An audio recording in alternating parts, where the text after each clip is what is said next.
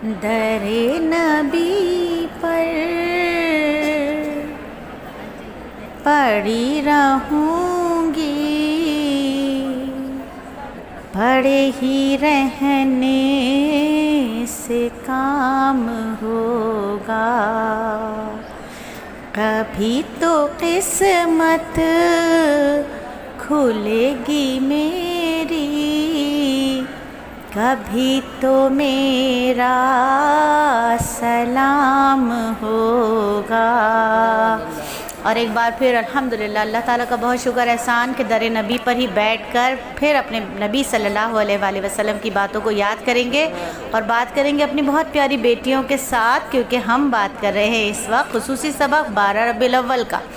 تو میری شہزادیوں، نبی پاک صلی اللہ علیہ وآلہ وسلم نے خواتین اسلام سے جو باتیں کی تھی نا، ان میں سے چلو ایک بات کو ہم بھی سیکھ لیتے ہیں کہ آپ صلی اللہ علیہ وآلہ وسلم کے سامنے ایک شخص نے دوسرے شخص کی تعریف کر دی، اس پر آپ صلی اللہ علیہ وآلہ وسلم نے ناگواری کا اظہار فرماتے ہوئے 3 بار ارشاد فرمایا تیرے لیے ہلاکت ہے، تو نے اپنے بھائی کی گردن کاٹ دی۔ پھر فرمایا کہ جس کی تو نے تعریف کرنی ہو تو یوں کہہ کہ میں فلاں کو ایسا سمجھتی ہوں اور اللہ اس کا حساب لینے والا ہے، اور یہ بھی اس وقت کے جب کہ اس کے اندر واقعتاً ایسے سمجھتے ہو۔ پھر فرمایا اللہ کے ذمے رکھ کے کسی کا تزکیہ نہ کرے۔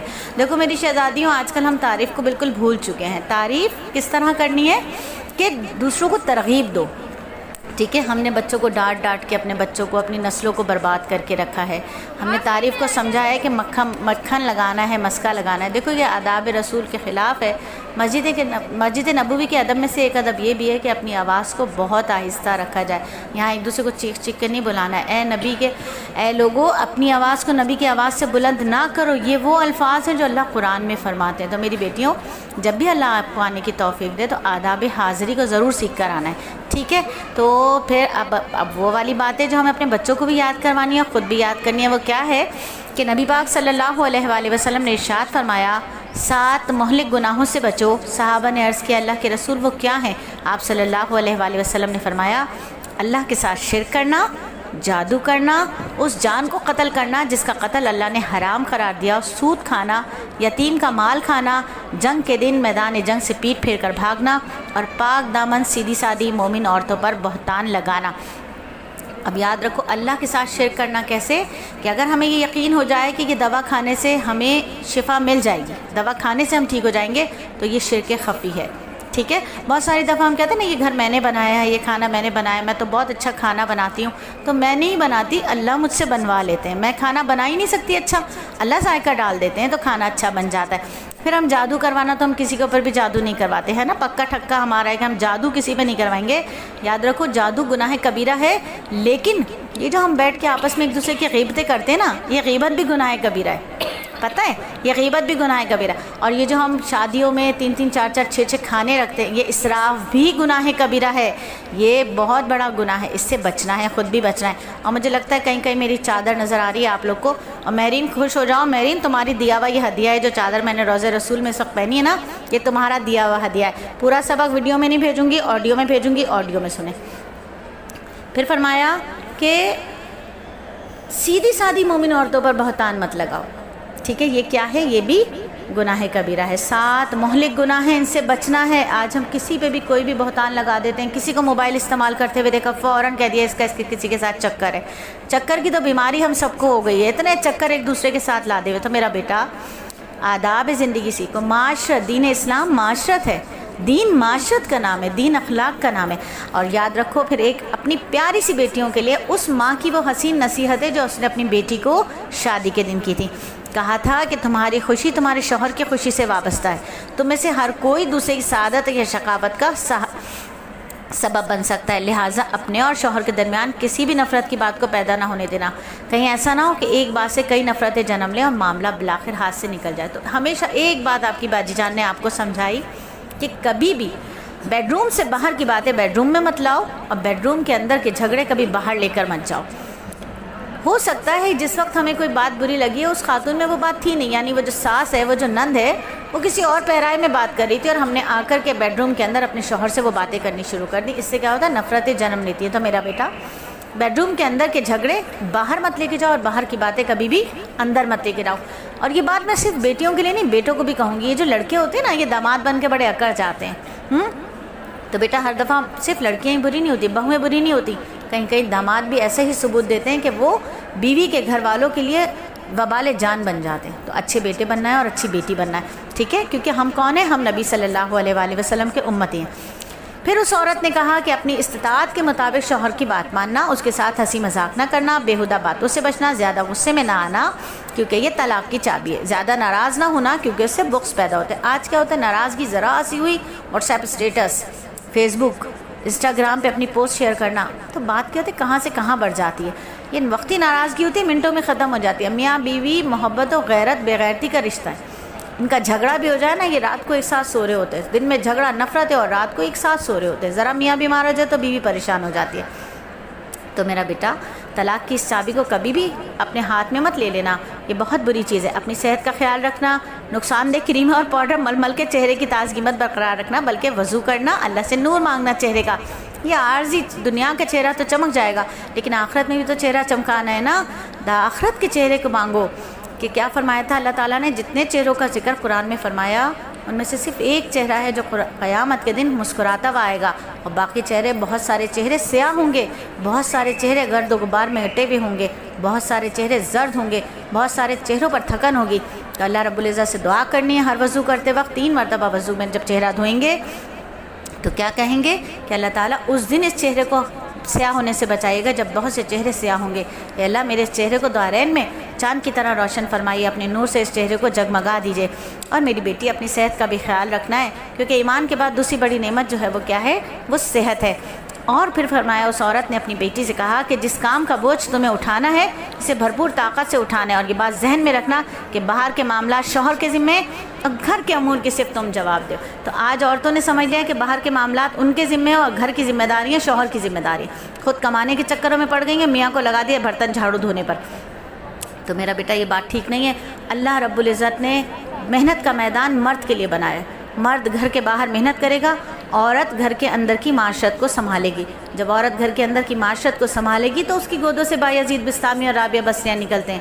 آج ہماری گودوں سے رابعہ بصریہ نہیں نکل رہی، آج ہماری گودوں سے تو زلیخا نکل رہی ہے جو یوسف کو ورغلا رہی ہے۔ آج ہماری گلی کونوں میں گھر گھر کے اندر زلیخا ہے جو یوسف کو ورغلا رہی ہے۔ تو میری بیٹیوں، ہماری گودوں میں اللہ نے بیٹا اور بیٹی دونوں دیے ہیں، ہمیں اپنی بیٹیوں کو بھی یوسف جیسا بنانا ہے، اور ہمیں بیٹیوں کو بی بی فاطمہ جیسا بنانا ہے، اور بیٹوں کو ہم نے یوسف حسانی بنانا ہے انشاءاللہ تعالیٰ، کیونکہ ہم اس نبی کے امتی ہیں جو نبی صلی اللہ علیہ وآلہ وسلم شرم و حیا کا پیکر ہے۔ اور میری بیٹیوں، شوہر کو شوہر سمجھو، اس کو دوست یار نہ بنا لو کہ ہنسی مذاق ٹھٹا اس کے ساتھ ہر وقت کا، بدتمیزی سے اس کو پکارنا، بدتمیزی سے اس کے بات کرنا۔ آپ صلی اللہ علیہ وآلہ وسلم نے فرمایا اگر میں عورت کو سجدے کا حکم ہوتا تو میں کہتا کہ اپنے شوہر کو سجدہ کرے۔ اتنا بڑا رتبہ ہے اس شوہر کا، اس کو ادب کے ساتھ، اس رشتے کو ادب اور محبت کے ساتھ استوار کرو۔ اپنے گھریلو نظم و ضبط کو، اپنا گھریلو نظم و ضبط پیدا کرو۔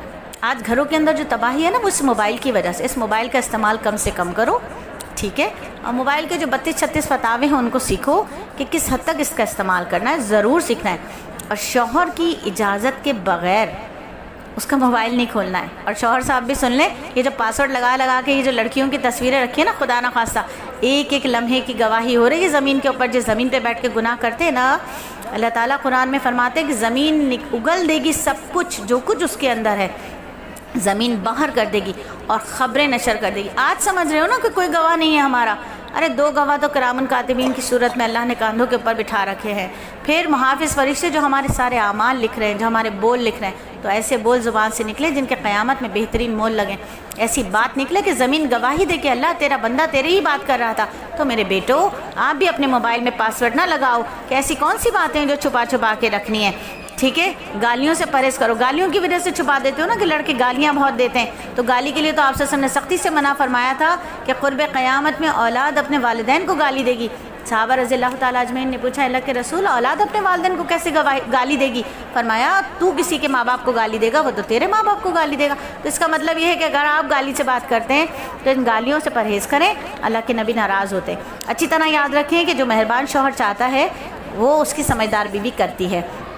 تو مہربان شوہروں، تم بھی اچھی طرح سے یاد رکھو کہ شریعت کے دائرے میں رہتے ہوئے اپنی فرمائشیں کرو، اللہ کی اطاعت سے بڑھ کر کسی کی اطاعت نہیں ہے۔ یہ جو عورتیں کہتی ہیں نا بال کٹوائیں، باجی جان میاں جی نے کہا تھا میاں جی بال کٹوانے سے پہلے یہ یاد رکھو کہ اللہ کا حکم ہے، گناہ کبیرہ ہے، دال نہیں کٹوانے۔ یہ آئی بروز کی میاں کو ضرورت نہیں ہے، کوئی میاں کو نہیں پتا آئی بروز کتنے کی بنتی ہے اور کہاں بنتی ہے، یہ تم عورتوں کے ششکیں، ان سے بچو، ٹھیک ہے۔ والدین کے یہاں کتنا جانا ہے اس کو یاد رکھو، نیت کر کے جاؤ۔ مجلس کے آداب میں سے ایک ادب یہ بھی ہے، مجلس کے لیے جا رہی ہوں نا والدین کے امی ابو کی زیارت کے لیے جانا ہے، وہاں جا کے بھابھی کے ساتھ جھگڑے نہیں کرنا ہے، بھابھی کی مین میخے نہیں نکالنا ہے، کم جاؤ اپنے گھر میں رہو۔ اسی طریقے سے نند آئے تو اس کو بھی یہی ہے کہ وہ کم آئے، اپنے گھر میں زیادہ وقت دے، اور تمہارے ماں باپ کی خدمت تمہاری بھابھی کر رہی ہے تو تم بھی کسی کے ماں باپ کی خدمت کرتی رہو۔ تو میری بیٹیوں ہمیشہ ان باتوں کو سمجھ لیں گے اگر ہم بھی تو انشاءاللہ ہمارے گھر اچھے ہو جائیں گے۔ اور پتہ ہے اس بزرگ کا واقعہ میں آپ کو سناتی ہوں کہ ایک نوجوان عمر کی لڑکی تھی، اس کی عمر 24 سال تھی، اس کی شادی کو 1-2 سال ہوئے تھے، اس کا خاوند ایک روڈ ایکسیڈنٹ میں فوت ہو گیا۔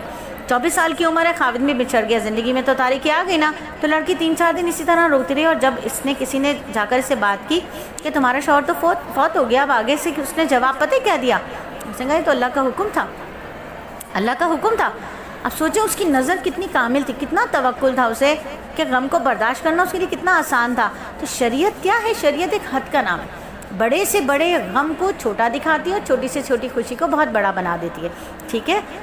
جوان لڑکی کا شوہر مر جائے تو اس کا تو دماغی توازن ہی ختم ہو جائے، لیکن ایمان کی نعمت ایسی ہے کہ وہ کیا کہہ رہی ہے، میں اللہ کے حکم پر راضی ہوں۔ تو میرا بیٹا زندگی کے اندر عزت بھی ملے گی، ذلت بھی ملے گی، بہت زیادہ مال بھی ملے گا، فقر و تنگدستی بھی آئے، یہ سب اللہ کے لیے آتی ہے۔ اللہ آزماتے ہیں، کبھی مال دے کر آزماتے ہیں، کبھی غربت دے کر آزماتے ہیں، کبھی عزت دے کر، کبھی ذلت دے کر۔ اللہ دیکھنا چاہتے ہیں اپنے بندے کو کہ میری آزمائش میں پورا اترا یا نہیں اترا۔ اور پھر تھانوی صاحب کی ایک اور بات، تھانوی رحمہ اللہ فرماتے ہیں کہ عورتیں کوتاہی یہ کرتی ہیں کہ فضول خرچی کرتی ہیں، شوہر کے مال کو بڑی بے دردی سے اڑاتی ہیں۔ وہ ہماری اماں محترمہ بھی فرمایا کرتی تھی کہ شوہر کمائی جگ بھر میں لٹائی، اولاد کی کمائی ڈر ڈر کے کھائی۔ تو میرا بیٹا شوہر کی کمائی ہو یا اولاد کی کمائی ہو، حدیث کو مد نظر رکھو کہ میانہ روی آدھی معیشت ہے، جو میانہ روی سے چلے گا وہ کبھی ادھار نہیں مانگے گا، وہ ادھار دینے والوں میں تو ہو سکتا ہے، ادھار لینے والوں میں نہیں ہوگا۔ تو میانہ روی آدھی معیشت ہے، میانہ روی کے ساتھ زندگی کو جیو۔ مسجد نبوی سے یہ سبق تھا، بہت پیارا، امید ہے کہ ہم سب کو سمجھ آئے گا۔ میں بھی اللہ تعالیٰ مجھ سے دعا کرو اللہ مجھے بھی عمل کی توفیق عطا فرمائے، اور آپ سب کو بھی اخلاص کے ساتھ اس پر عمل کی توفیق عطا فرمائے، اور اچھی بات آگے بڑھا دینا بھی نہیں کی ہے، ٹھیک ہے۔ تو اچھی اچھی باتیں آگے بڑھاتی رہا کرو، سمجھ گئی ہو؟ چلو اللہ حافظ، السلام علیکم ورحمۃ اللہ وبرکاتہ۔